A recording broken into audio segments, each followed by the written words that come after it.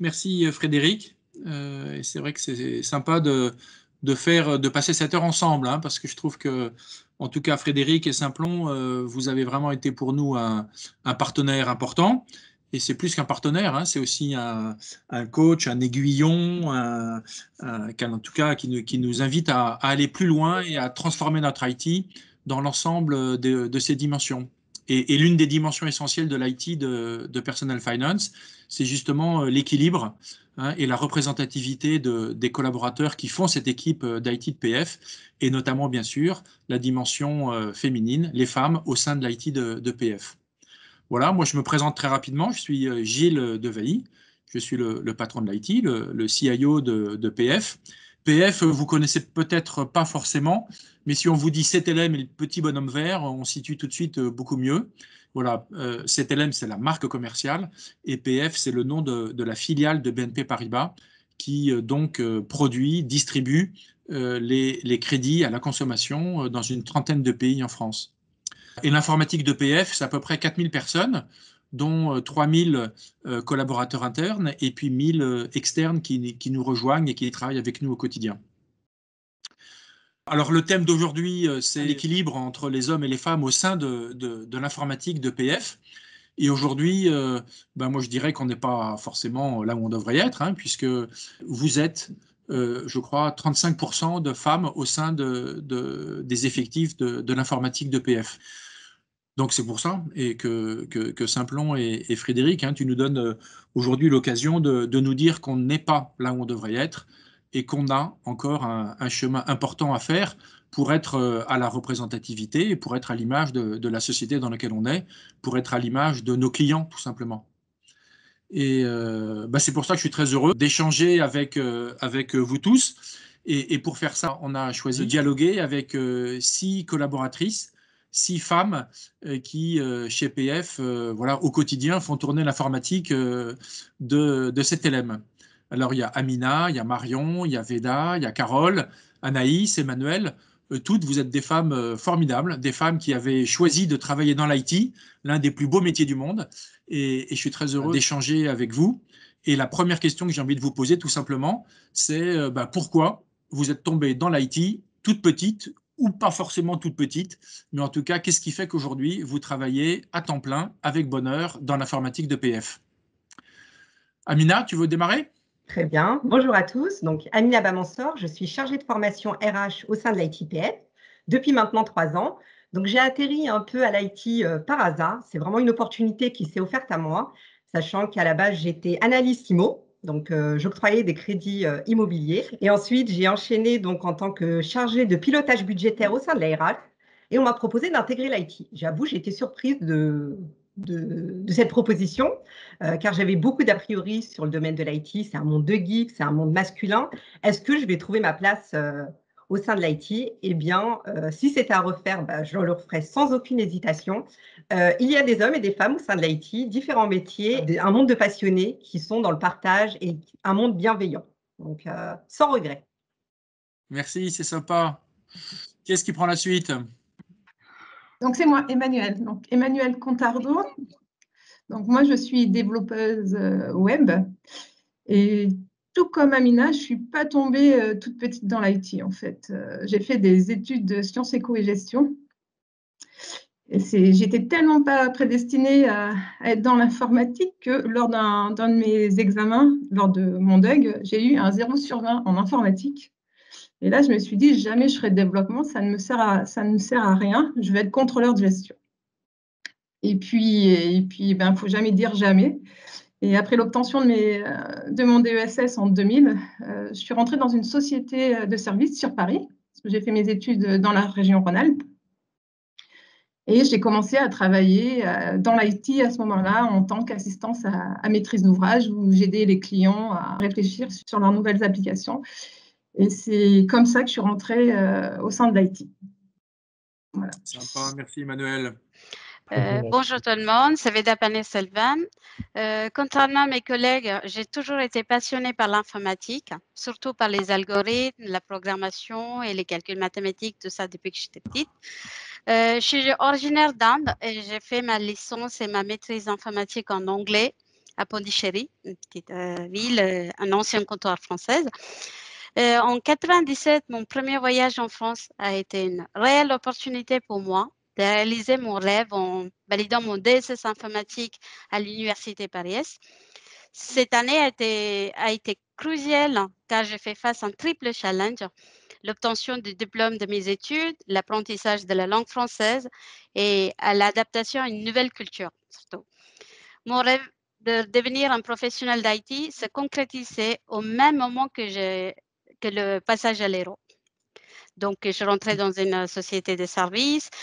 Après, en 2006, je rentrais à Personnel Finance en tant que développeur et j'ai travaillé toujours. J'étais enthousiastique par rapport à mon travail, l'ambiance et tout.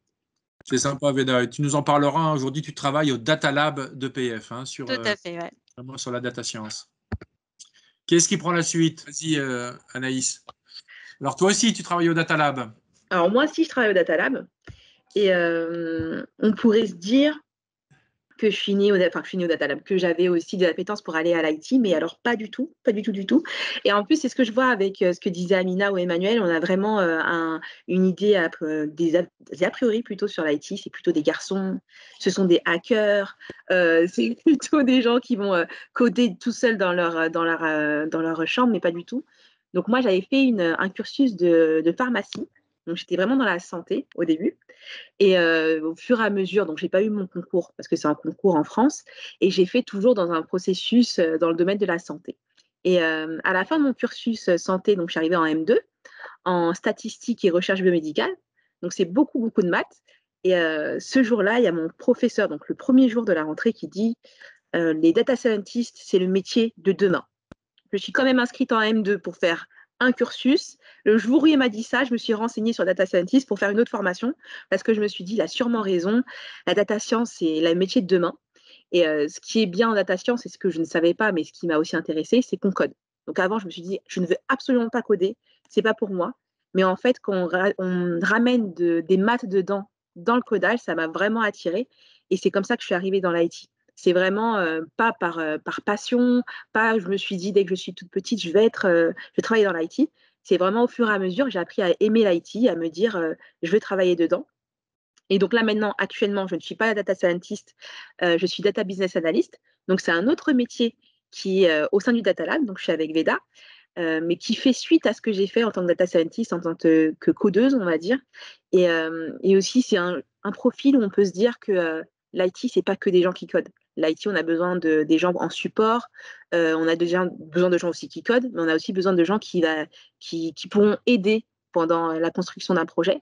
Donc moi, tout ce que je fais, c'est préparer le terrain pour les data scientists pour qu'ils puissent coder dans des bonnes conditions. Donc vraiment, l'IT, faut arrêter les stéréotypes, on code.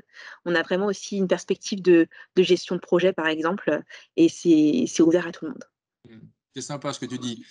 Et juste en 2 mots, pour moi, c'est très important, en particulier au Data Lab, qu'il y ait un équilibre représentatif de femmes, hein, parce que c'est justement là où on fait les scores. Hein.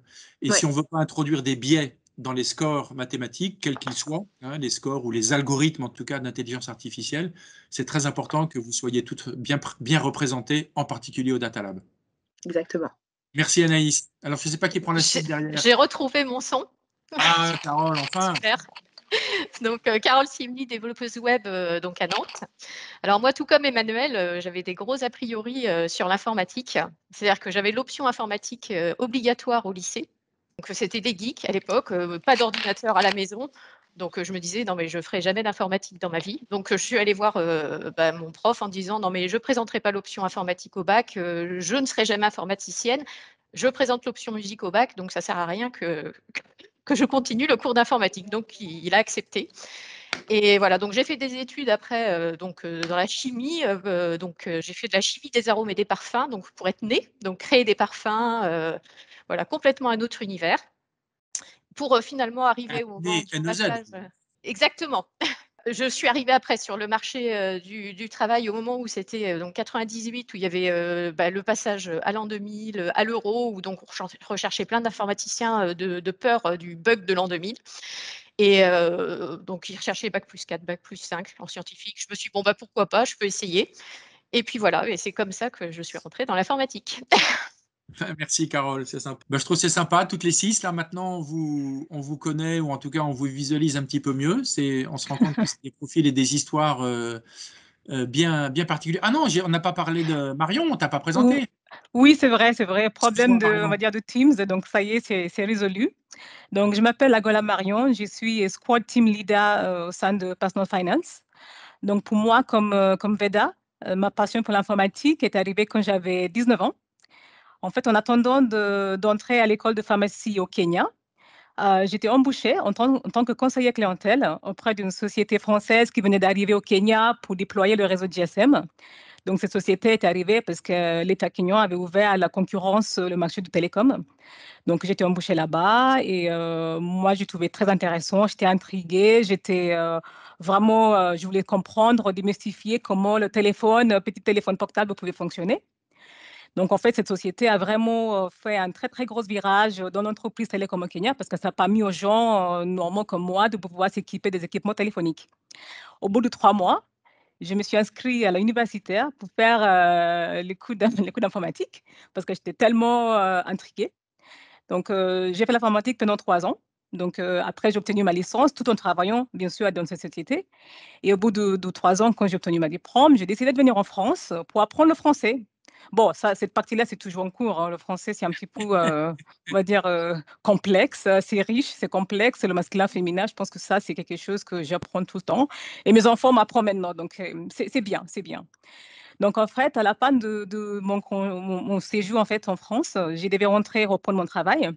Mais finalement, je suis restée en France parce que j'ai décidé de poursuivre mes études supérieures. Donc, je me suis inscrite à l'université, donc Paris 12, pour faire un cursus d'informatique en MIAGE. Donc, c'est maîtrise d'informatique appliquée à la gestion des entreprises. Et j'ai fini mon master en spécialisant en informatique décisionnelle. Et ensuite, je suis arrivée à la BNP Personal Finance, donc en tant que business analyst, ensuite en tant que développeuse, ensuite chef de projet IT, et maintenant, je suis squad team leader où je gère les applications. Donc pour moi, c'est vraiment une passion je suis passionnée, donc j'adore toutes les technologies, ça me plaît beaucoup. Donc c'est un domaine qui change beaucoup et moi, j'adore ça. Donc je trouve que c'est un challenge au quotidien, faire des choses différentes. Donc aujourd'hui, je ne regrette pas du tout d'avoir fait ce choix quand j'avais 19 ans. Ça m'a emmené loin, voilà. Merci Marion, c'est super. C'est sympa de voir aussi tous ces profils. Et toi, tu ne travailles pas au Data Lab. Par contre, tu travailles quand même sur les data. Hein, mais tu n'es pas au Data Lab sur la définition des algorithmes. Par contre, tu travailles vraiment sur, en amont, hein, le stockage des données au sein des entrepôts, des data warehouses ou des data marts. Hein. C'est ça. Et juste pour information, je suis kenyane, c'est vrai, mais je ne ferai pas le marathon. C'est sûr que non, je ne ferai pas de marathon. Je ne suis pas Maasai. Et voilà, j'ai déjà vu le Kilimanjaro, ça c'est vrai, mais c'est tout.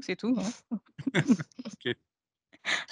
Bon, ben alors voilà, maintenant on vous connaît et on vous visualise un peu mieux toutes les 6. Et c'est vrai que je trouve que, je ne sais pas si c'est Elsa ou Amina qui vous a un peu comme ça mis en lumière toutes les 6, mais vous êtes sacrément, je trouve, courageuse, inventive, créative, avec des parcours très différents. Et je suis vraiment très content que vous soyez à l'IT de PF, et c'est certainement ça qui contribue à faire que l'informatique de PF est l'une des meilleures informatiques de BNP Paribas. Bravo. Alors, deuxième question, qu'est-ce qui fait que vous êtes dans votre job actuel aujourd'hui? On a compris comment vous êtes arrivé à l'IT, mais qu'est-ce qui fait que voilà, vous êtes en situation aujourd'hui dans ce job-là spécifique où vous êtes aujourd'hui? Qu'est-ce qui démarre? C'est Emmanuel. Emmanuel. Alors toi, je sais que tu as fait un parcours d'upskilling. Oui, et c'est avec Simplon. Hein?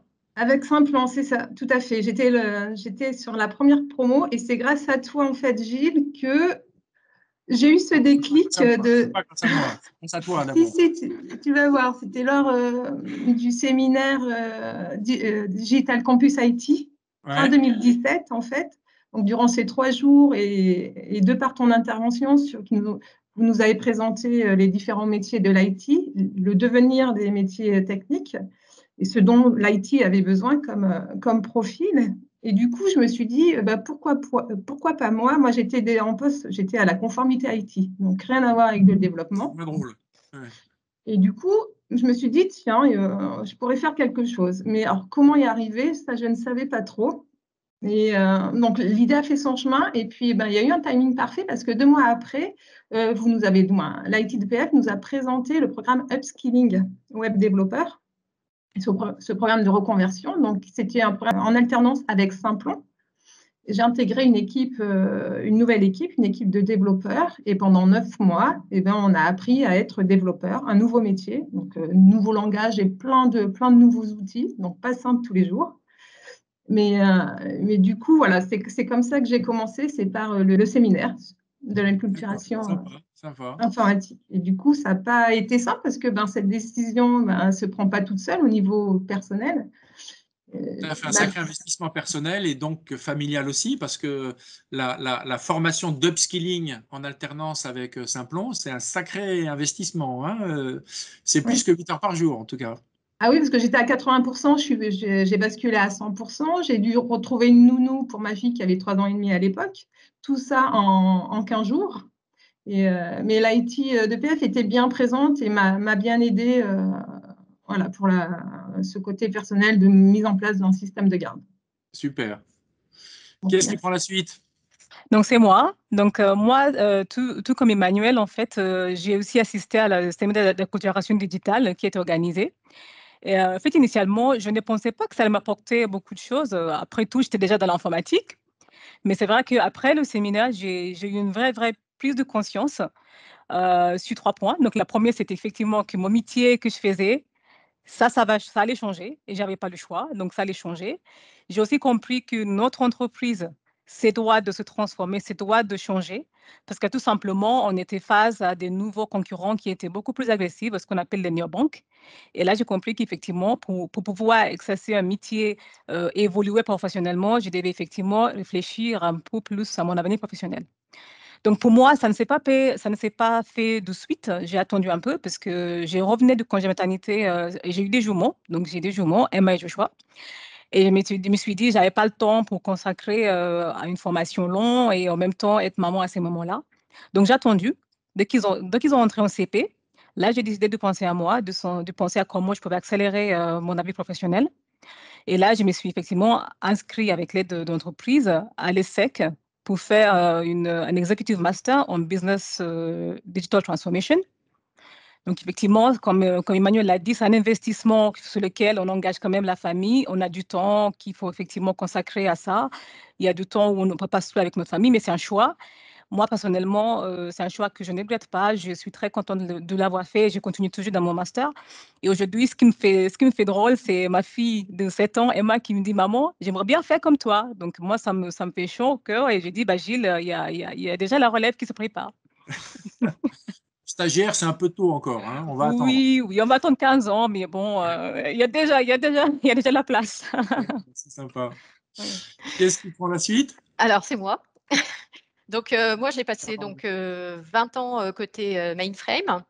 Et puis, je suis partie faire un voyage solidaire au Burkina Faso où j'ai fait de l'alphabétisation de jeunes filles. Et donc, là-bas, beaucoup de personnes me demandaient en se disant, informaticienne, est-ce que tu peux nous aider pour faire des sites web, pour pouvoir justement mettre en avant des choses au Burkina? Et là, j'étais très frustrée parce que côté mainframe, j'avais jamais fait de développement pour faire des sites web.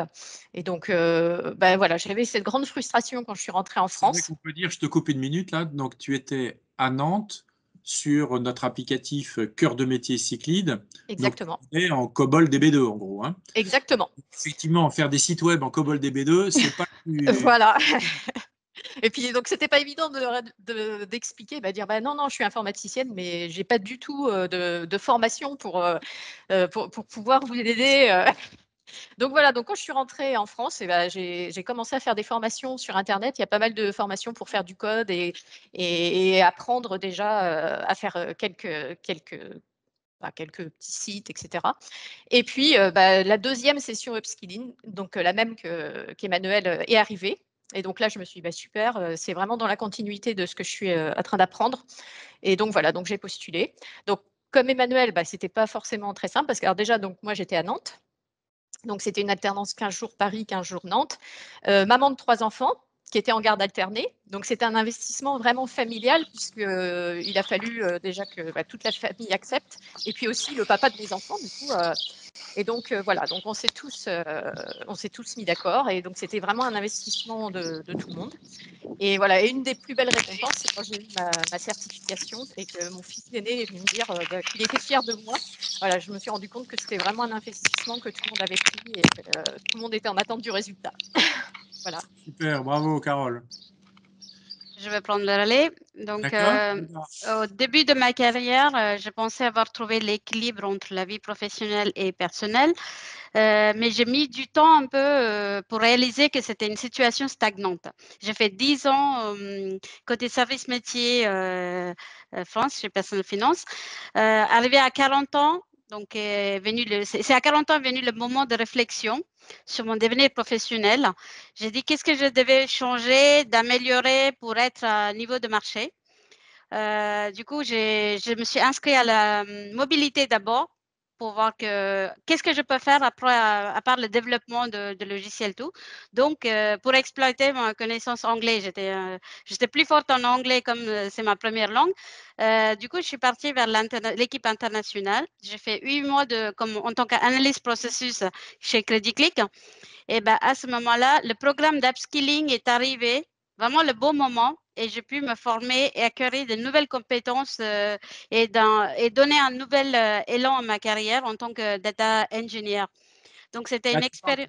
Je te coupe une minute, tu parles de l'upskilling, non pas vers la formation de développeurs full stack web, mais l'upskilling sur la dimension data.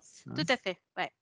Et ben, en fait, quand je fais 8 mois d'analysis processes aussi, j'ai senti que ça manquait les calculs, l'algo, tout ce que j'ai vécu. J'ai su que c'est ça ma vie en fait, quoi, vie professionnelle. Donc, tout était collé dans le même moment, le data qui est arrivé.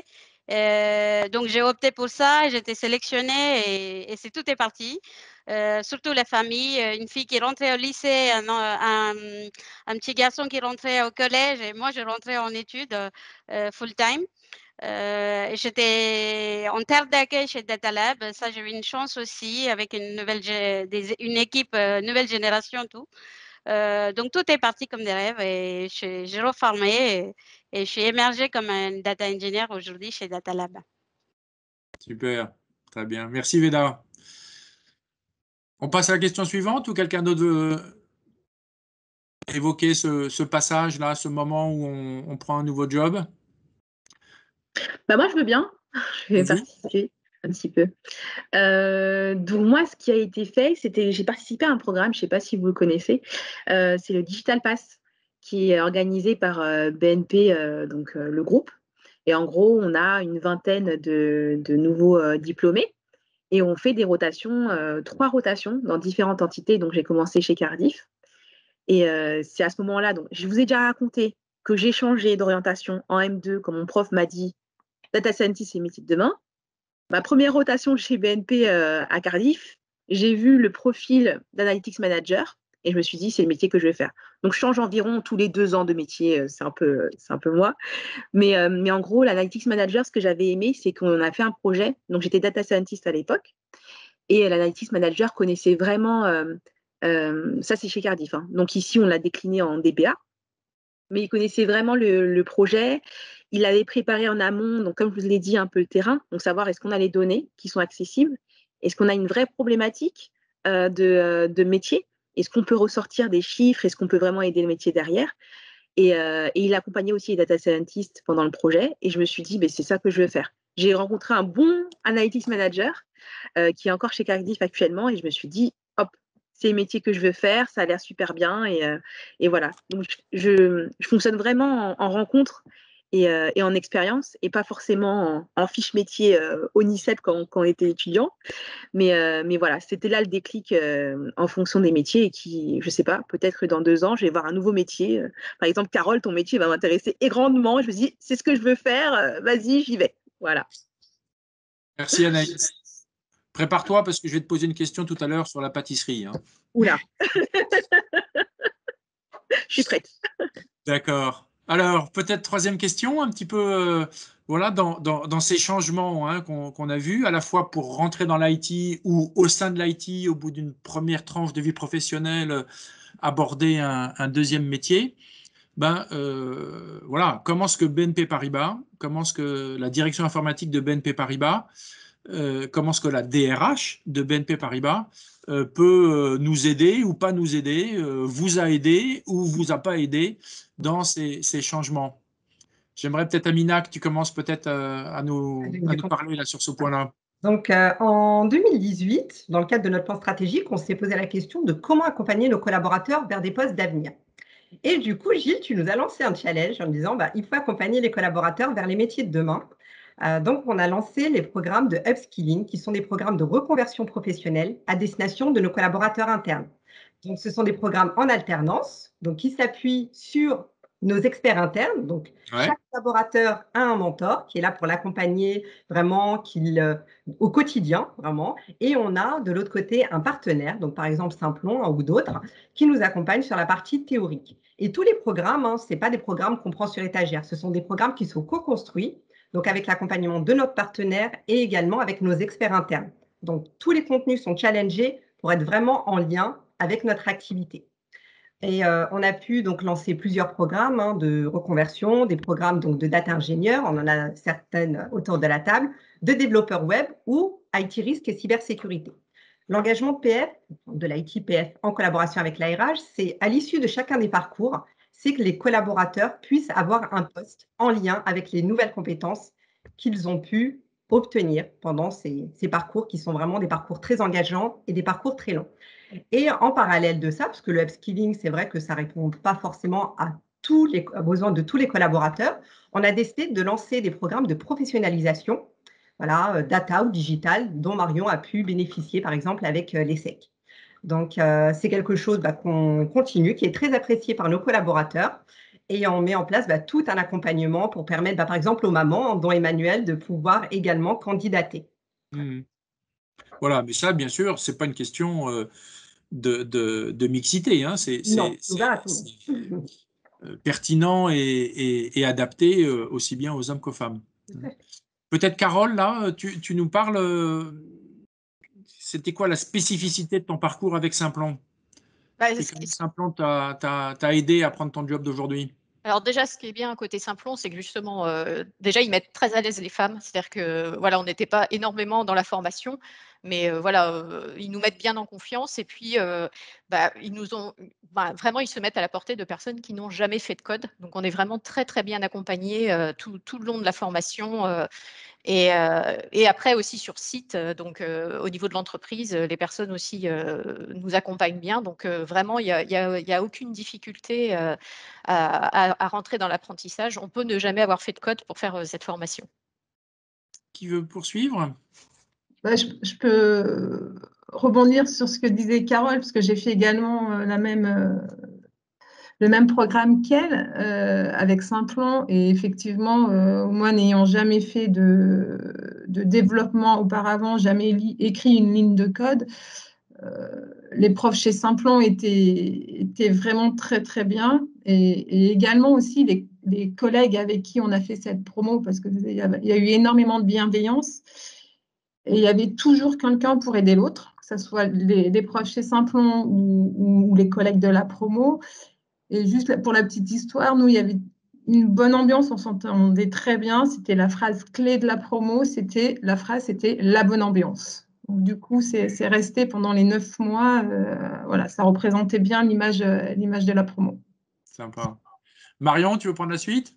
Oui, écoute, Emmanuel et Carole, il n'y a pas que l'upskilling, hein, c'est pas fait pour tout le monde, comme on le sait.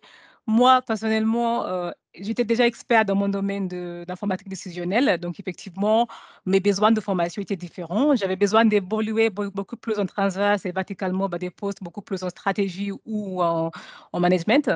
Donc, en fait, on a travaillé avec Amina pour effectivement préparer un projet professionnel qui correspondait à mes besoins d'évolution et aussi en lien avec les stratégies de digitalisation d'entreprise. Donc, on a cherché des formateurs, des sociétés de formation et on a trouvé SEC, effectivement. Et là, ça correspondait bien à ce que j'ai cherché. Et c'était en lien vraiment à ce qui est attendu aujourd'hui. Et je suis alignée vraiment vers la digitalisation et les stratégies d'entreprise aujourd'hui. Donc, il y a pour tout le monde, il y a pour tous les goûts. Il faut juste chercher et trouver ce qu'on a envie de faire et voir où l'entreprise nous amène. Et pour moi, il faut aller dans cette direction-là. Ce que tu veux dire, c'est c'est vrai, il y a parfois des parcours un peu structurés comme l'upskilling qu'on peut proposer aux uns et aux autres, mais il y a parfois des choses qui sont vraiment pile poil pour une personne parce que ça correspond à un parcours ou à une formation spécifique qui est attendue par tel ou tel. Et là, c'est effectivement, moi je trouve en particulier avec Frédéric Toral et la DRH, je trouve qu'on a un bon partenariat qui nous permet aux uns et aux autres de poursuivre jusqu'au bout notre formation et nos projets. Quel conseil vous donneriez pour celles qui veulent se lancer dans le... Je dirais qu'il faut oser. Donc, l'informatique, c'est passionnant. Il y a des belles rencontres à faire. Donc, j'invite les hommes et les femmes à rejoindre l'ITPF. En tout cas, c'est un monde bienveillant et qui est prêt à vous accueillir. Pour ma part, je pense qu'effectivement, il faut venir le voir. Je pense qu'il y a beaucoup de métiers, il y a énormément de métiers à l'IT. Il y a des business analysts, data scientists. Il y a beaucoup de métiers d'avenir, comme tout ce qui est autour de big data, artificial intelligence, big data. Il y a vraiment de quoi faire. Moi, personnellement, au quotidien, je vous assure que je ne suis pas devant un écran noir à 100% du temps. Je ne suis pas dans un bunker ni dans un sous-sol. On a vraiment des interactions avec les gens. On parle avec les clients, on parle avec les gens. Moi, j'ai aussi la chance d'évoluer dans un environnement qui est aussi international. Donc, j'adore vraiment ce que je fais. Et je pense que j'ai hâte de voir comment ça va évoluer. Mais je pense que c'est un monde qui évolue tellement dans 2, 3, 5 ans. Je pense qu'on aura encore des choses à faire. Mais pour moi, le fait d'avoir pris ces choix-là de faire une formation, de m'améliorer, je pense que je suis beaucoup plus zen pour l'avenir. Mais je sais que de toute façon, ça va encore changer. Mais là, aujourd'hui, je suis beaucoup plus en confiance pour la suite. Et j'ai hâte de voir comment ça va m'aider pour la suite. Donc, venez, les filles, il y a la place. Il y a de la place à prendre. Il ne faut pas hésiter. Voilà. Alors, moi, je vais continuer. Ce que je peux dire, c'est déjà peut-être essayer à faire des petits exercices en ligne pour voir si ça plaît et prendre confiance. Et puis, se dire que les femmes ont vraiment une valeur ajoutée dans l'IT et que dans des équipes, c'est bien d'avoir de la mixité. Et puis, se dire que voilà, quand on a envie, tous les obstacles tombent. Il suffit d'avoir envie. Ouais, moi, ça va un peu de ce que viennent de dire les filles, c'est dans le même sens. C'est oser se lancer et ne pas hésiter. Si on est motivé, on peut y aller, quoi, et on y arrive. Faut pas avoir de crainte ni de peur. On y arrive. Donc, allez-y. Merci, Emmanuelle. Qu'est-ce qui prend la suite? Oui, moi, mon message, en fait, même on est dans l'IT depuis quelques années et tout, il faut penser à réfléchir. Justement, grâce à ma position au sein de Data Lab, je travaille avec une jeune génération avec de nouveautés, des challenges comme des startups dans une grande entreprise comme BNP Paribas. En fait, il n'y a pas la place pour la routine aujourd'hui. Il faut en permanence s'adapter à l'éveil des technologies. Aujourd'hui, on s'adapte vers l'agilité côté fonction centrale et il faut être curieuse de tout ce qui se passe dans le monde IT. Donc ça, c'est vraiment un booster dans la vie professionnelle pour les femmes. Il faut y aller, il ne faut pas hésiter, il faut se rafraîchir, il faut toujours penser à changer sans arrêt. Merci, Veda. Et moi, je vais rajouter aussi une petite chose. Tout ça pour dire que je suis complètement d'accord avec ce que toutes les filles ont dit. C'est vraiment très important. Donc, le côté on est des hackers, donc je reste toujours sur ça parce que ça m'a traumatisée dans les films, je vous l'avoue. Comme disait Marion, derrière son écran noir, on parle à personne, c'est pas du tout le cas. Les personnes dans l'IT, ce sont vraiment des personnes qu'on voit tous les jours, on en connaît pas mal.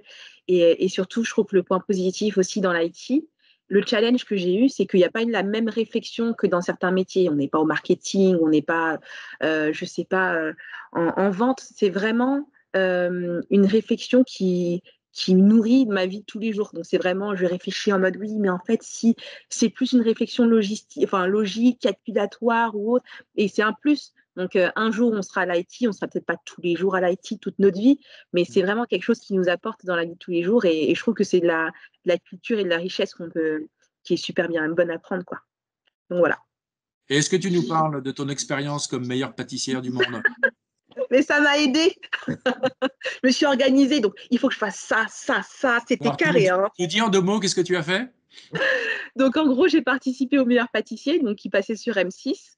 Et donc, j'ai concouru avec 13 autres candidats pour avoir le trophée de la fin, que je n'ai pas eu, mais je suis allée jusqu'à la moitié, donc c'était un challenge. Et voilà. Et est-ce que PF t'a aidé ou pas, ou t'as mis des bâtons dans les roues pour faire cette expérience que tu voulais faire? Ce que j'allais dire d'ailleurs, merci l'IT, parce que j'ai découvert des gens que je ne connaissais pas. Oh, bravo Anaïs, oui, continue, tu peux y aller. Je fais, mais qui est cette personne? Mais en fait, c'est parce que vraiment l'IT, je ne dis pas que les autres équipes n'auraient pas eu fait ça, mais ça ne me paraissait pas naturel. L'IT, vraiment, c'est une grande famille, quoi. Je me suis dit, ah ouais, on est vraiment soutenus et tout. Comme Amina qui me dit, oui, bah oui, Anaïs qui a fait ça. Je fais, ah ouais, ils ont vraiment regardé la vidéo, ils sont au courant et tout ça. Mais en plus, Jérémy et Lucas, j'avais des managers. Nous, on avait bloqué 2 mois pour tourner. Et ils étaient super sympas pour les congés. C'était vraiment des amours. Oui, on va s'organiser. Si je ne te vois pas au bout d'une semaine, je valide l'autre semaine. Si je ne te vois pas encore, je valide. C'était génial. Vraiment, l'IT, encore une grande famille. Donc voilà, c'est super. Super, bah, écoute, c'est sympa.